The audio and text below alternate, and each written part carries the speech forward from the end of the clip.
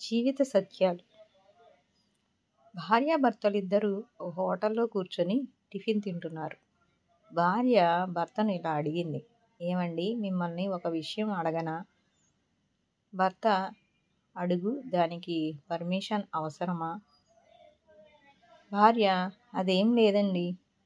ఒక నెల నుండి మీరు ఆఫీస్ నుండి లేటుగా రాకుండా మమ్మల్ని తరచుగా బయటకు తీసుకొని వెళ్తూ, పిల్లలతో హోంవర్క్ చేయిస్తూ, వారితో గడుపుతూ నాతో చాలా ప్రేమగా ఉంటున్నారు. కారణం ఏంటో తెలుసుకుందామని అంటూ కాస్త భయంగానే అడిగింది.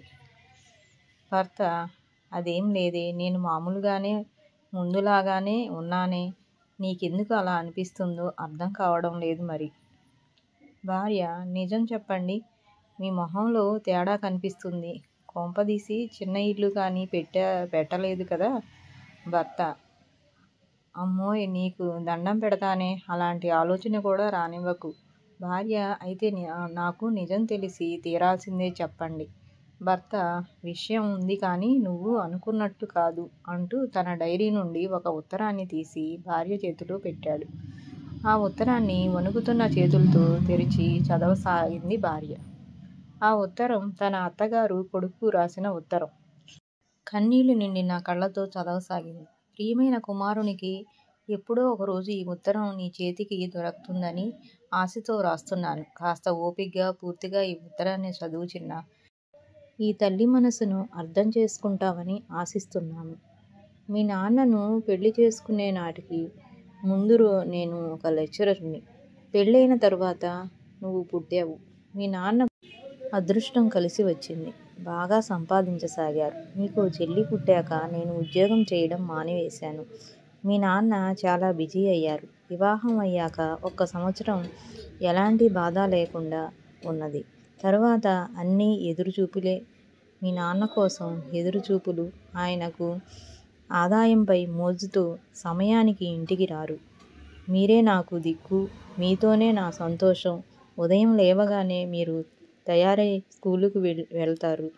మీ రాక కోసం ఎదురుచూపు. ఇలా మీరు పెద్దవారైపోయారు. నాతో మాట్లాడడానికి కూడా సమయం ఉండేది కాదు. అవసరానికో మాట అంతే.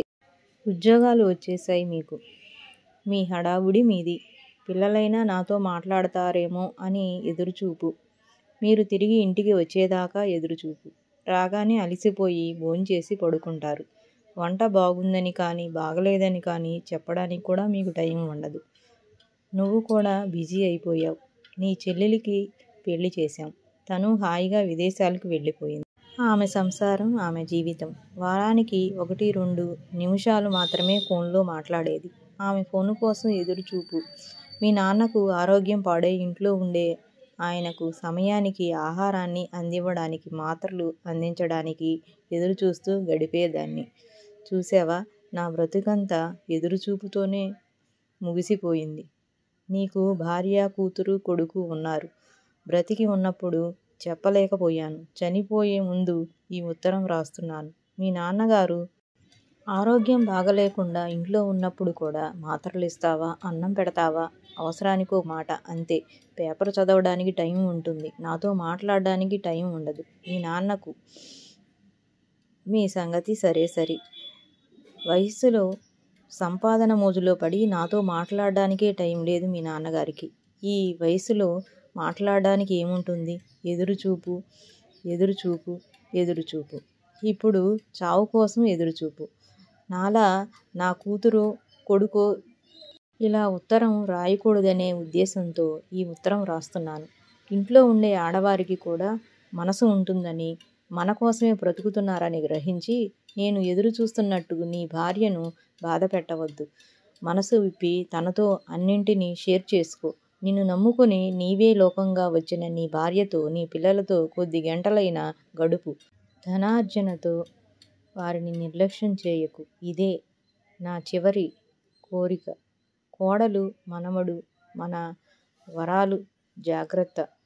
నా పరిస్థితి నా కోడలికి రాకుండా చూసుకో. తనకు ఒక మనసు ఉంటుందని, అందులో మీరే ఉంటారని,